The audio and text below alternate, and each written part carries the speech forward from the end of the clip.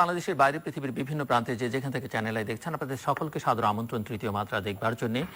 প্রিয় দর্শক, কোভিড-19 বা করোনা ভাইরাস এক মহা আতঙ্কের নাম এবং এই আতঙ্ক ছড়িয়ে পড়েছে গোটা বিশ্ব জুড়ে।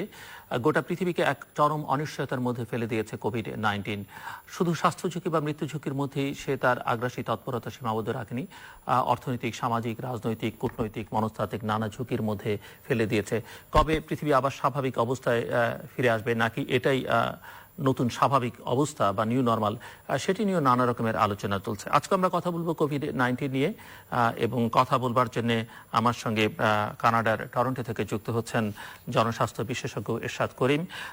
Mister Ershad Karim, he is a former UNOPS country manager in Liberia, former UN area coordinator, UNICEF chief of area office, Afghanistan, Kenya, South Sudan, Pakistan, Liberia and Syria, an extensive career spanning 25 plus years with the United Nations, different agencies, mostly in UNICEF and UNOPS in Asia and Africa.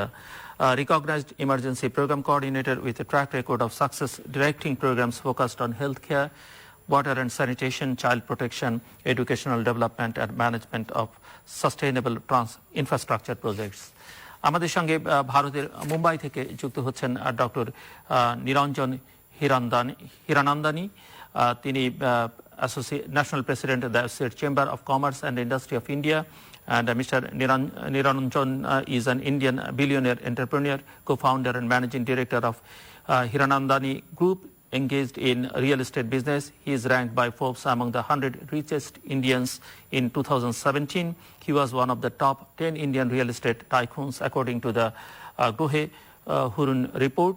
Along with members of his family, Hiranandani controls the privately owned Hiranandani Group.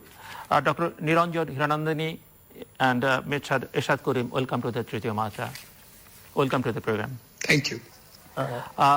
Mister Ershad Karim, আপনাদেরকে আলোচনা শুরু করতে চাই। আমরা একটু কানাডার সর্বশেষ পরিস্থিতি, টরন্টোর কি অবস্থা কোভিড-19 এর একটু ছোট্ট করে যদি আপনি আমাদেরকে বলেন।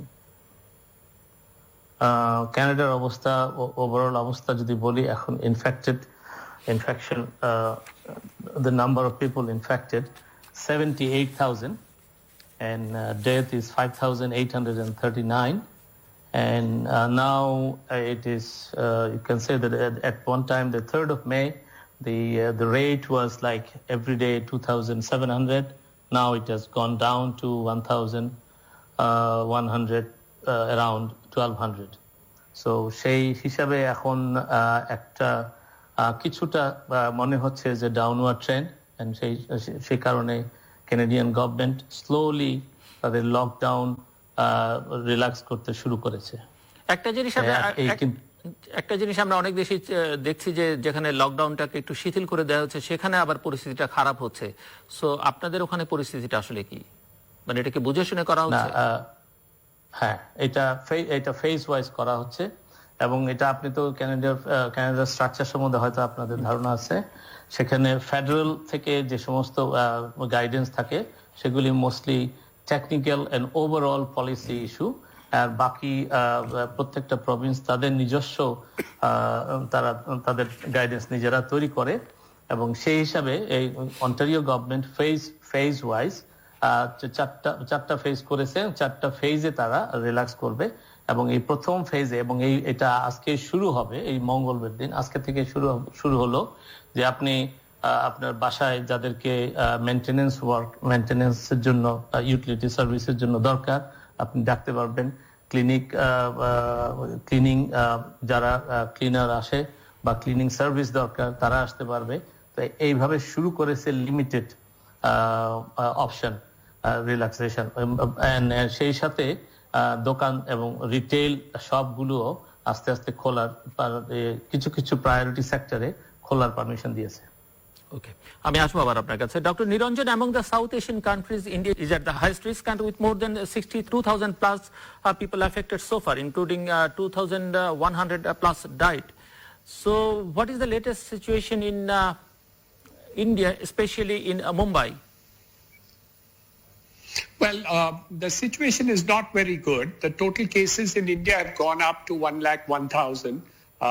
Cases, and we have had 3,163 deaths as of now. And Mumbai is unfortunately one of the worst expected, which we are residing into. In the state of Maharashtra, we have 33,000, which is almost 1/3 of the total affected people in the Maharashtra state. And this is the situation. However, the last orders have come in from the central government as of today. And it is going to be a division of 3 parts, which they're talking about red, orange, and green. The green areas where they are allowing full development to works to be carried out. The orange has limited development to be done. And in the red areas, partially, especially in the metros and other places, the lockdown is still continued in a very stronger way in order to prevent this from growing. But a phase-wise opening up of the economy is projected. However, 2 of the major things which have not happened, which is correct, is the aviation sector and the railway sector. We are, of course, insisting that the railways should open up because a large number of population, the poorer population, want to go back to their hometowns from the place of work. And that is a severe crisis that we are facing, wherein migrant workers and people who have come to work in the cities want to go back to their home areas for spending some time over there till they get back into a secure mode in terms of the confidence to come back into the cities. But phase-wise opening out is taking place in terms of the entirety of the country. But basically the high-risk areas in terms of metros are certainly more in difficulty as far as that is concerned. However, Delhi has opened out in a bigger extent than Mumbai. And this again is a matter of calibration, wherein experiments keep on taking place, wherein they open out, but if they find that there is again a congestion or a further opening up, they're closing down again. So it's a kind of test out, test back. And I think this is likely to continue till you don't get a vaccine, because I think we are all experimenting to lower the curve, and not very successfully in some areas, very successfully in other areas. Some of our states have done extremely well, like Kerala and other places. They've been able to manage it very, very well. Goa has managed it extremely well.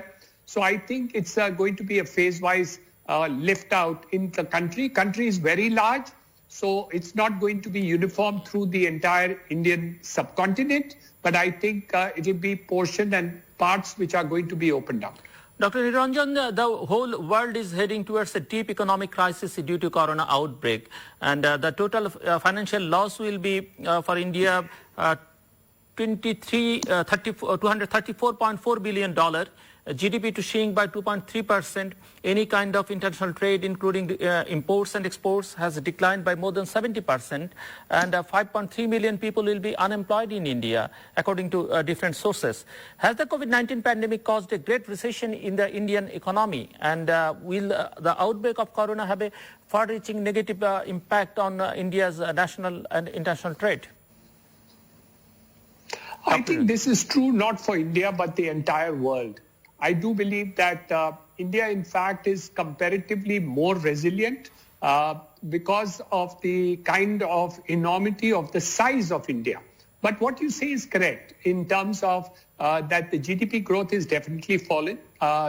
WTO, world organizations have measured that our GDP growth, which was close to 4.5 to 5, are going to fall down to 1.9. However, 1.9 is probably still better than most of the other countries in the world. But I do agree with you that the growth rate is definitely jeopardized. 2 things have further happened.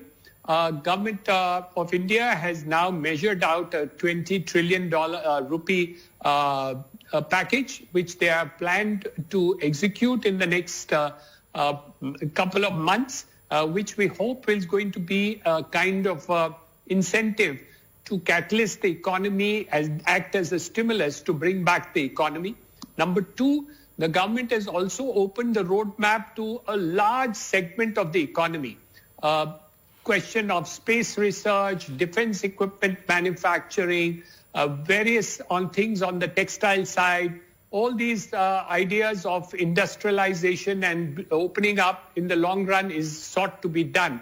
Of course, industry expected more in terms of immediate demand infusion. This has not happened yet.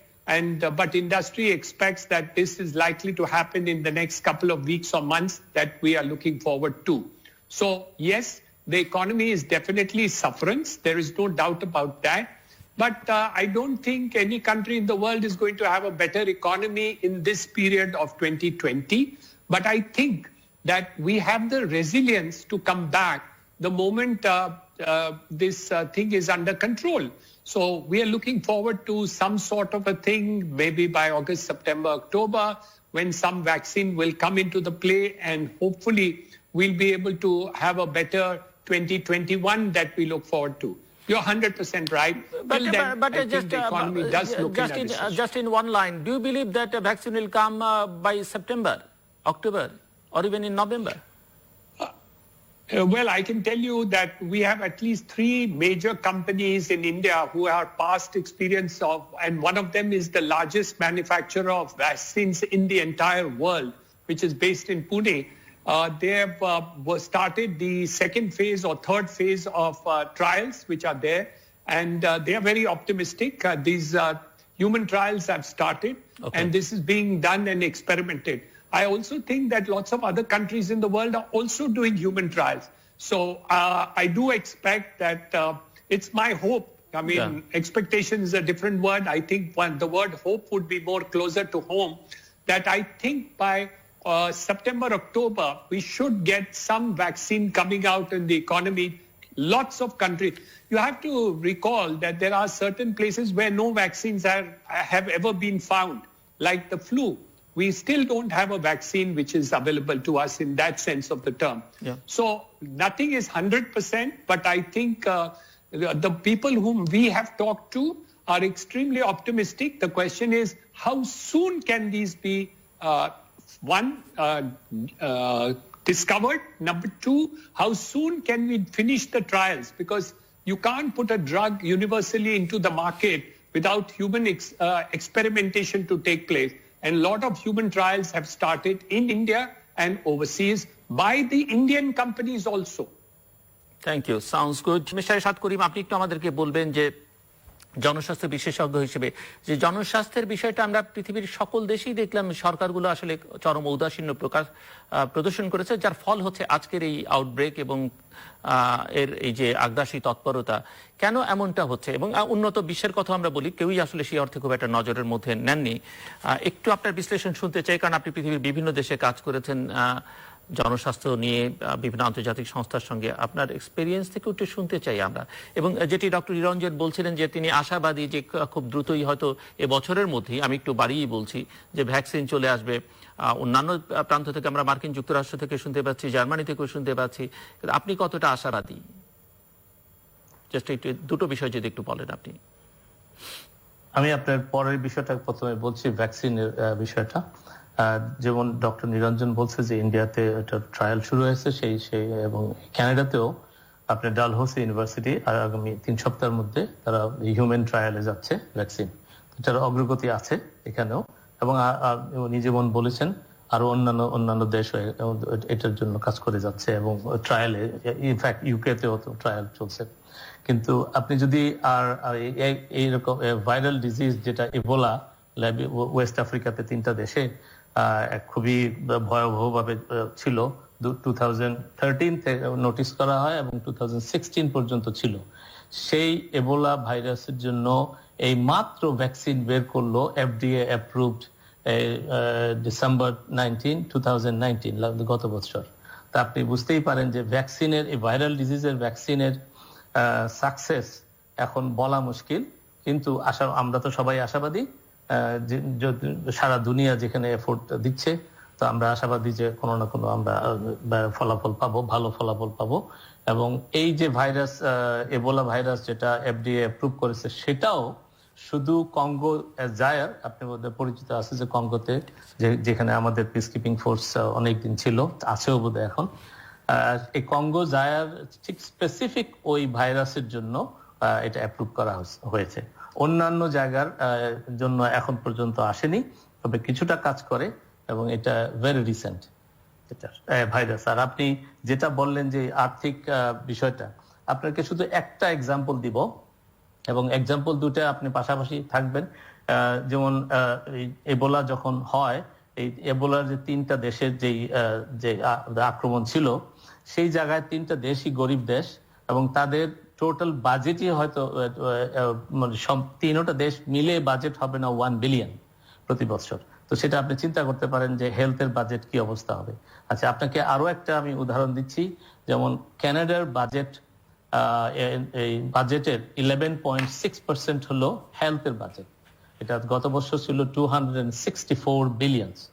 তার সেই সাথে আমাদের বাংলাদেশের budget যদি আপনি চিন্তা করেন, budget ছিল আমাদের বাজেট গত বছরের বাজেট ছিল 62 বিলিয়ন, সরি আমি বিলিয়ন ইউএস ডলারে বলছি, এবং সেটার হেলথের বাজেট ছিল 3.49 বিলিয়ন অ্যাপ্রক্সিমেটলি। তো এই চিন্তা করতে পারেন, এবং আমাদের পার হেড বাজেট হলো $6.23 বাংলাদেশে। তো সেই, এবং এটা বাংলাদেশের এই এক্সাম্পল, আপনি হয়তো অন্যান্য পৃথিবীর অন্যান্য দেশগুলোতে, উন্নয়নশীল দেশগুলোতে একই অবস্থা। তো সেই কারণেই হেলথ, যদিও মনে হয় যে হেলথের আর্জেন্সিটা সবার কাছে, যখন আমরা এই ধরনের ভাইরাস বা এই ধরনের দুর্যোগের মধ্যে পড়ি তখন বেশি বোধ করি, কিন্তু যখনই এটা কেটে যায় তখন আর আমাদের সেরকম উপলব্ধিটা থাকে না। যার জন্য বাজেটের যখনই বাজেট অ্যালোকেশন হয় তখন অন্যান্য সেক্টরগুলি প্রায়োরিটি পেয়ে যায়, তো হেলথ সেক্টর পিছিয়ে পড়ে যায়। এটার এক্সাম্পল আপনি আমাদের সাউথ এশিয়া দেশগুলিতে, যদিও তাদের হেলথ বাজেট আমাদের চেয়ে অনেক বেটার, অন্যান্য সাউথ এশিয়ান দেশগুলো জিডিপি আমাদের বাংলাদেশের সবচেয়ে কম, বাংলাদেশের সবচেয়ে কম। জি। সো উন্নত বিশ্বের ক্ষেত্রে এরকমটা কেন হয়? আমি বলছি যে মার্কিন যুক্তরাষ্ট্র সহ অন্যান্য দেশও পাবলিক হেলথের ব্যাপারে যথেষ্ট নজর দিয়েছে সেটা মনে হয়নি, কিন্তু এবার ইউরোপের দেশগুলোর ক্ষেত্রে আমরা বলতে পারি। আমি এবং আরেকটা প্রবণতা দেখেছি আমরা, যে অস্বীকার করবার একটা প্রবণতা, যেটা আমাদের মতো দেশগুলোতে আছে উন্নত বিশ্ব। এবার আমরা দেখলাম যে প্রথমে কিন্তু কেউ বিষয়টাকে আমলে নিতে চাননি। আমি বলছি যে কোভিড-19 বিষয়টা যে এরকম মহামারী আকারে আসবে বা ধারণ করবে, সেটি কিন্তু কেউ আমলে নেননি। হ্যাঁ, এটা ঠিকই বলেছেন, এবং এই কারণেই একটা উন্নত বিশ্বে যেভাবে দ্রুত ছড়িয়ে গেল, এটা কিন্তু একটা বিস্ময়কর ব্যাপার। আপনি যদি এবোলার টাইমটা চিন্তা করেন, এবোলার যখন শুরু হলো, এটা গিনি কোনাক্রিতে একটা গ্রাম থেকে একটা ছোট্ট ছেলে ফ্রুট বাইট থেকে শুরু হলো। সেখান থেকে সেটা খুব তাড়াতাড়ি দ্রুত ওদের ক্যাপিটালে চলে গেল। এবং যেহেতু এই 3টা দেশ, তাদের কোনো বর্ডার বলতে তেমন কিছু নাই, এবং এরা এই 3 দেশের ভিতরেই তাদের চলাফেরাটা অনেকটা free,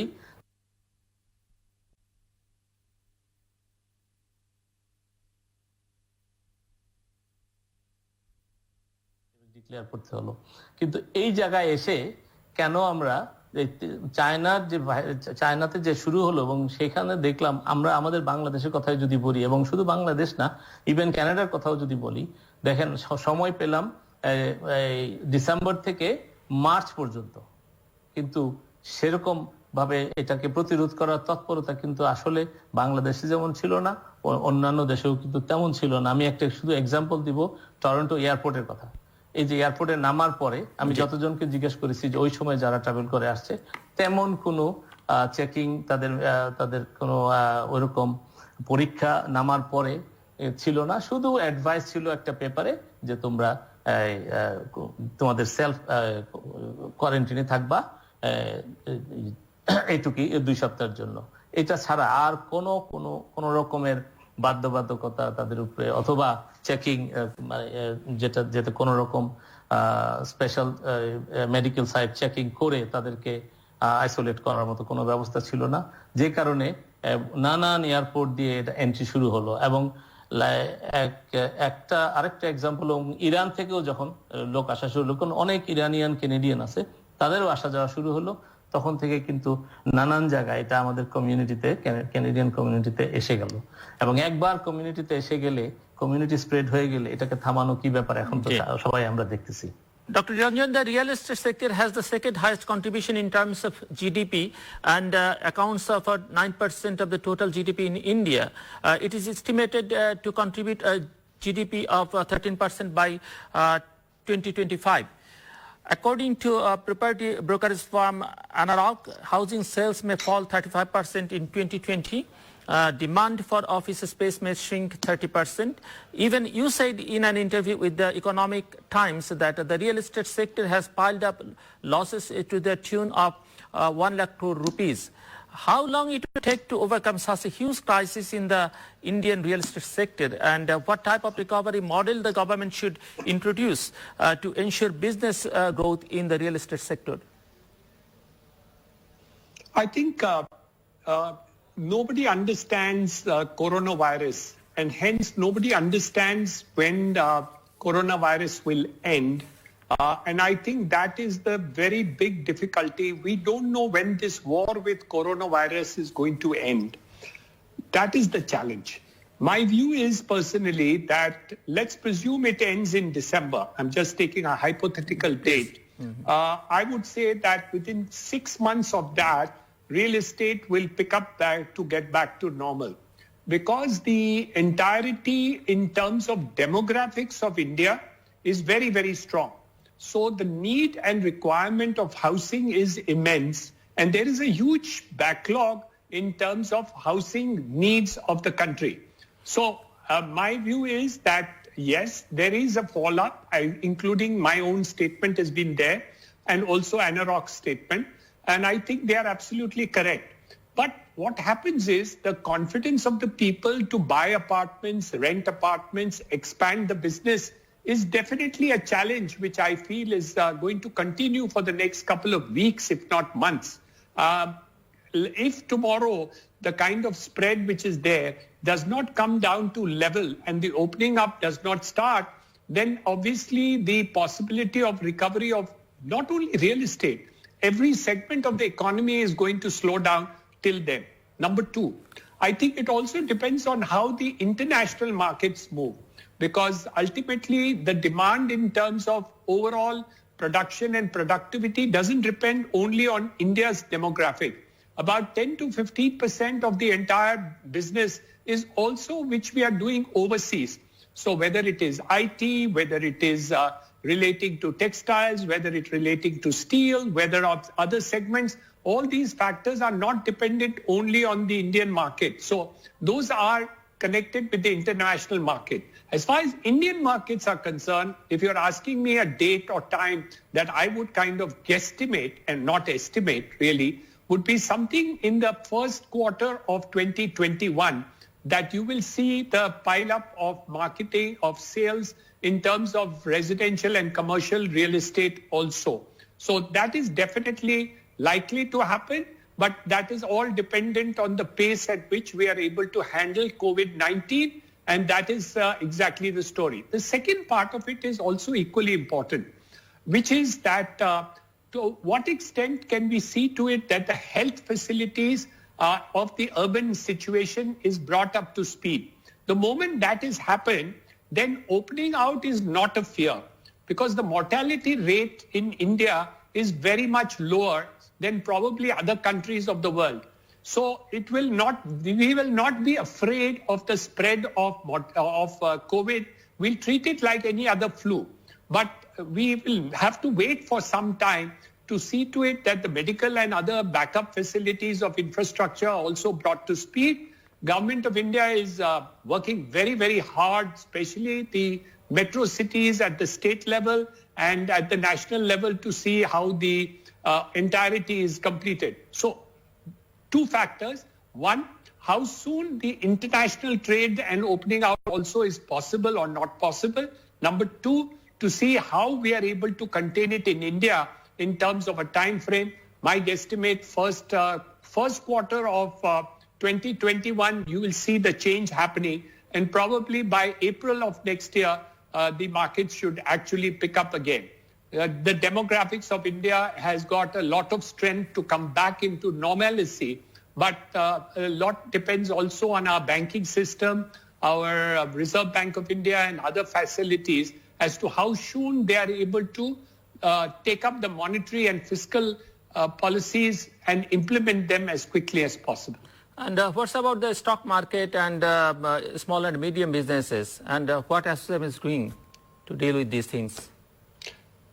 So the good news is that the Finance Minister of India has taken complete care of the small and medium enterprises in India, and a huge funds have been kept aside for the purposes of small and medium enterprises. A total amount of 3 lakh crores of rupees, of Indian rupees, is now being set aside for small and medium enterprises in terms of lending to those segments of the economy, in order that in ASSOCHAM, of which I'm a president, I have 4.5 lakh members of the SME sector, and they were certainly worried about what was happening. I think the statement of the finance minister a couple of 3-4 days ago have certainly brought about some light in the dark clouds in order to see that the SME sector is really supported and brought back to normal. 100% government guarantee is given to further lending to be done by the banking center or the non-banking financial institutions. And this will be 100% guaranteed by the government of India in terms of lending into that sector. So I think SMEs are well taken care of. It's the bigger business that will have to really bring about the issues that you have talked about. And I'm very certain that only when we are able to handle जान की बात हम संभाले तो जहान हम कर सकेंगे.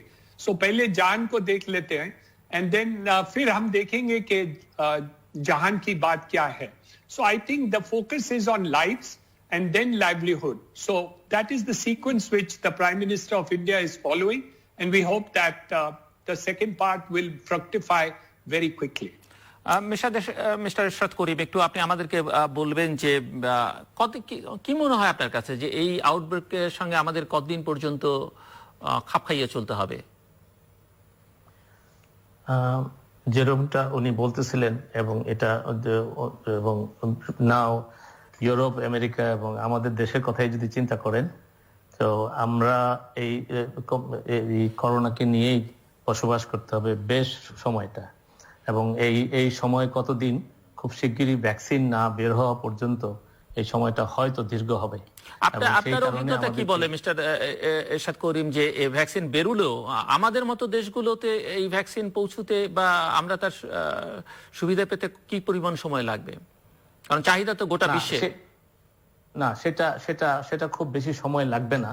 এই কারণে বলছি, কেন এটা সারা দুনিয়ার যেমন প্রায়োরিটি, এবং বাংলাদেশ আমি মনে হয় না যে এটার মধ্যে পিছিয়ে থাকবে, কারণ বাংলাদেশেও রিসার্চ চলছে। তো সেই হিসাবে আপনি এবং পৃথিবীর নানান জায়গায় একসাথে যখন রিসার্চ হয়, তখন কিন্তু প্রোডাকশন এবং বাংলাদেশের ফার্মাসিউটিক্যাল সাইট এত অ্যাডভান্স যে এই ভ্যাকসিন যদি পারমিশন দিয়ে দেয় বা ভ্যাকসিন যদি অ্যাপ্রুভড হয়ে যায় ইন্টারন্যাশনালি, তো এটার প্রোডাকশন হতে খুব বেশি সময় লাগবে বলে আমার মনে হয় না। আমি আশাবাদী যে তাহলে বাংলাদেশেরও এই কাভারেজটা হবে। এবং আমাদের, আপনি তো জানেন যে বাংলাদেশ ইপিআই এই ভ্যাকসিনেশন প্রোগ্রামের জন্য, এবং প্রধানমন্ত্রী নিয়ে আমাদের জাতিসংঘ থেকে উনি ওনার পুরস্কারও নিয়ে গেছেন। তো একবার যদি আমাদের এই অ্যাপ্রুভ ভ্যাকসিন পাওয়া যায়, এটা ভ্যাকসিন অ্যাডমিনিস্টার করার জন্য আমাদের দেশের চেয়ে অভিজ্ঞতা আমার মনে হয় না অন্য কোনো দেশের খুব বেশি আছে। আমরা বাংলাদেশি ভ্যাকসিন প্রিভেন্টেবল ডিজিজের জন্য এবং ভ্যাকসিন ইমপ্লিমেন্টেশনের জন্য যতগুলো অ্যাটেম্প্ট নেওয়া হয়েছে সবচেয়ে বেশি সাকসেসফুল, এবং ইউনিসেফের রেকর্ডেও তাই বলে, এবং ইউনিসেফ এবং WHO একসাথে এটা সাপোর্ট করে। জি, আপনি আরেকটু আমাদেরকে বলবেন যে আমরা বাংলাদেশে যেভাবে পরিস্থিতিটাকে মোকাবেলা করবার চেষ্টা করছি নানাভাবে, সেটা চিকিৎসার দিক থেকে হোক, লকডাউনের মাধ্যমে হোক, বা সবকিছু খুলে দেবার ধীরে ধীরে প্রয়াসের মধ্যে হোক, আপনার এক্সপেরিয়েন্স থেকে আপনার কি মনে হয় যে এই ধরনের সংকট মোকাবেলার জন্য এই প্রক্রিয়াটি ঠিকঠাক আছে কিনা? এখন এটা আমাদের তো ডাইলেমা আছে। আপনি যেমন আপনার একটা অনুষ্ঠানে আমি শুনতেছিলাম জীবন না জীবিকা, এবং কথাটা তো ওই জায়গায় আমাদেরকে আসতে হয়। এবং বাংলাদেশ তবে এক পর্যায়ে জীবন বাঁচলে তো জীবিকা হবে, সেই লক্ষ্য রেখেই আমার মনে হয় সরকার চেষ্টা করতেছে যে লকডাউন এগিয়ে নেওয়ার জন্য। এবং আমরা এখন যে স্টেজে আছি, ইকোনমিক স্টেজ বা ইন টার্মস অফ ইকোনমি, যে আমাদের যেই সক্ষমতা আছে বাংলাদেশের, আমার মনে হয় আমরা আরো সময় যদি লকডাউন থাকি সেটাও আমাদের পক্ষে সম্ভব, যে সরকারের যে পরিকল্পনা এখন দেখা যাচ্ছে। এই কারণে যে আমরা যদি এটার একমাত্র এই এখন যে ভাইরাস যেভাবে ছড়াচ্ছে সেটার একমাত্র আপনার থেরাপিউটিক প্রসেস, এটা তো therapeutic process in a sense যে আপনি এটাকে করতে হবে এই আইসোলেশনের মাধ্যমে, করতে হবে আপনার এই লকডাউনের মাধ্যমে, যাতে এটা হিউম্যান টু হিউম্যান এটা না ছড়াতে পারে। আর সবচেয়ে বড় জিনিস হলো যেটা ডাব্লিউএইচও থেকে বারবার বলতেছে, এবং এটা দুনিয়ার সবারই কথা, যে টেস্ট টেস্ট টেস্ট। এবং দেখেন টেস্টের যে রেট আমাদের সেটাই বরং একটু মানে একটু মুশকিলে আমরা বাংলাদেশ অনেক পিছিয়ে আছি। যেমন ধরেন টেস্ট প্রতিদিন বোধহয় এখন আমি আমার ইনফরমেশন যদি কারেক্ট হয় যে 5,000 স্যাম্পল টেস্ট করার মতো অবস্থা আমাদের আছে এখন। এখন 8-9 হচ্ছে। এবং দেখা যাচ্ছে এটা ঢাকা কেন্দ্রিক, আর কোথাও কিন্তু নাই। এটা বোধহয় চিটাগং এ শুরু হয়েছে, রাজশাহীতে শুরু হয়েছে। তা আমি যদি টেস্টের কথা বলি, আমি এই জায়গায় আমি একটু আপনাকে যোগ করতে চাই। অন্যান্য জায়গায় আছে, মানে 41টা জায়গায় এখন টেস্ট হচ্ছে, কিন্তু সেগুলো নিয়ে অনেক ত্রুটিপূর্ণ টেস্ট অনেক জায়গায়। বাট 41টা আচ্ছা ঠিক আছে, হ্যাঁ আমি একটু অ্যাড করতে পারি যে দেখেন বাংলাদেশের সরকারি মেডিকেল ইউনিভার্সিটি এবং কলেজ হলো 36টা, এবং 6টা আর্মি মেডিকেল কলেজ, এবং 63টা প্রাইভেট মেডিকেল কলেজ। আচ্ছা, একটা মেডিকেল কলেজ যখন হয় আমরা কি আশা করি যে এই মেডিকেল কলেজে তো ল্যাবরেটরি থাকবেই, এতে কোনো সন্দেহ নাই। এবং শুধু এখন আপনার হয়তোবা পিসিআর মেশিন না থাকতে পারে, সেই মেশিন যদি যত দ্রুত আনা যায়, এবং এই মেডিকেল কলেজগুলোকে দেখেন এতগুলো ইনস্টিটিউশন, 105 ইনস্টিটিউশন, যদি তাদেরকে শুধু টেস্টের জন্য দায়িত্ব দেওয়া এবং প্রতিদিন যদি তাদেরকে আপনি 200 টেস্ট করতে বলেন, তাতে দেখা যাবে যে আপনার 20,000 টেস্ট করতে পারবেন প্রতিদিন, প্রতিটা 20,000 স্যাম্পল। তাহলে আর এখন যা করতেছি তার চেয়ে, আর এই টেস্টের ছাড়া আমরা যদি আমাদের এটা তো এমনই একটা শত্রু যে অজানা শত্রু, আমরা যদি শত্রুকে চিহ্নিত না করতে পারি তো এই যুদ্ধে আমাদের উৎরাবার কোনো রাস্তা নাই।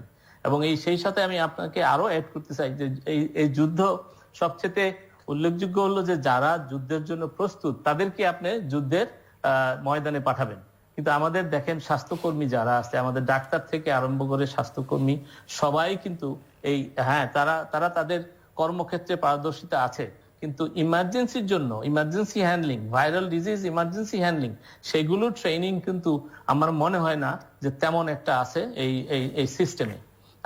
আমার এটা ধারণা নাই, হয়তো থাকলেও খুব লিমিটেড। যারা এই ইমার্জেন্সি ট্রেনিং নাই তাদেরকে যদি আপনি হঠাৎ করে তাদেরকে এই ইমার্জেন্সি ভাইরাল হ্যান্ডলিং এর জন্য, ভাইরাল পেশেন্ট হ্যান্ডলিং এর জন্য দেন, তো তারা সেই মিস্টেকটা করবে, তারা নিজেদেরকে নিজেরা রক্ষা করতে পারবে না। আর সেই সাথে তাদেরকে আপনি পিপিই দিতে হবে, যেটা মানসম্পন্ন পিপিই দরকার, যেটাতে তারা যাতে তাদের সেফটিটা আগে গ্যারান্টি করতে পারে, এবং সেটা না হলে তাদেরকে দিয়ে কখনো কাজ করানো যাবে না।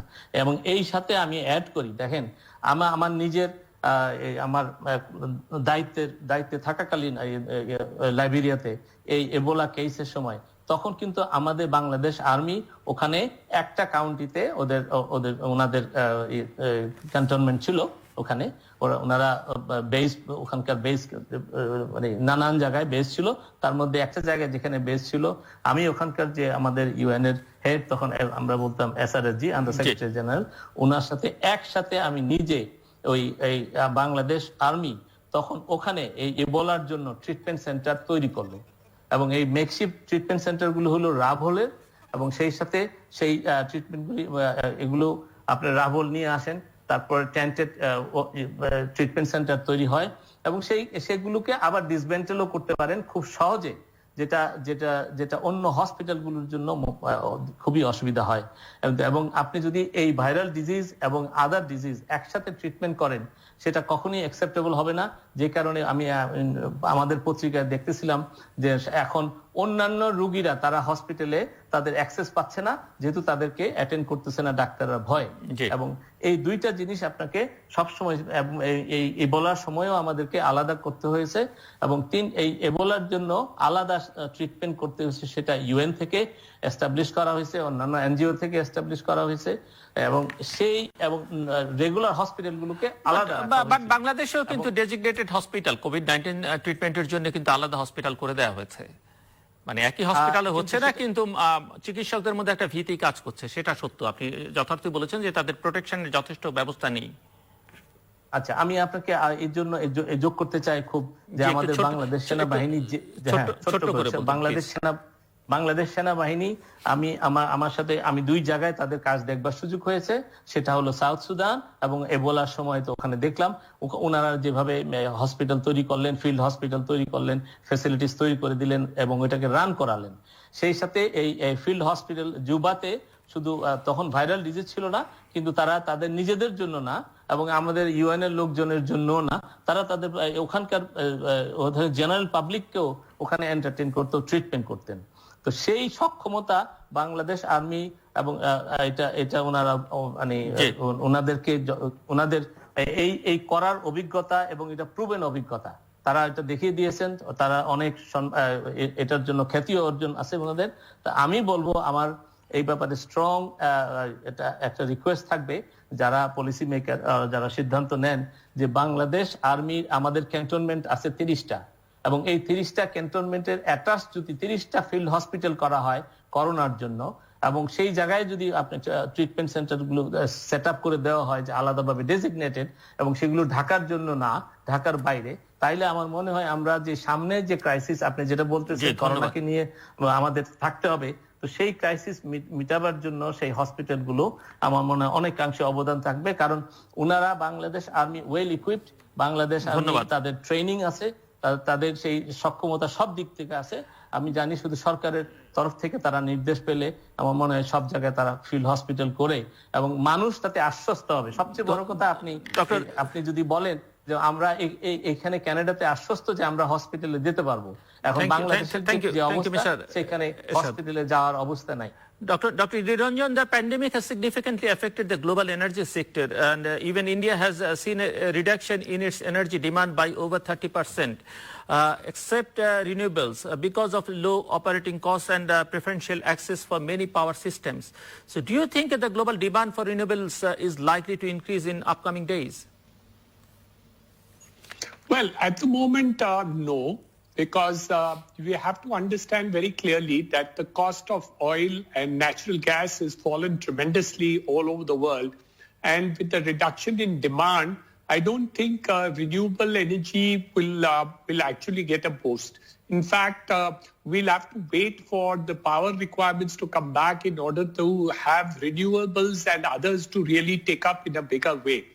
So both in the case of our countries, both our countries, India and Bangladesh, the need for natural gas, the need for oil has become very high. But luckily, the cost has come down. So I think that is a positive story as far as India and Bangladesh is concerned. The second part of the thing is that we think that only when the overall demand goes up, will the renewables and the other segment grow faster. So yes, in the long run, what you're saying is 100% correct, that the renewable energy sources will be increased over a period of time. And I think the world is moving toward that direction. But with the cost of oil and natural gas being low, I don't think it's going to happen in the next 1 or 2 years. So that is one issue. But what is actually interesting to see is that how the entire thought process of the world is going to be in terms of business and industry. For example, the entire concentration of manufacturing in China is certainly going to go through a change in terms of thought process. And the opportunities of these manufacturing units to come to Bangladesh, to come to India, to come to Southeast China, Asia, is, I think, going to grow. And it all depends on the kind of opportunity that we see in Bangladesh, in India, in order to pick up these opportunities to be taken into manufacturing. Two things have happened in China. One is, of course, the lack of confidence which the world has in China in terms of an immediate problem which took place. And the second, the overall concentration in China has been grossly overdone. So right from pin to power, to steel to other things, have all manufacturing moved into China in an extremely large way with no dissipation taking place. I think this is definitely going to see a reverse turn. So that's one extremely important aspect of opportunity which I see in India and Bangladesh, which is there. The second important thing is the way trade is going to take place. And I think there is another opportunity that the rest of the world will also see bilateral relationships improve.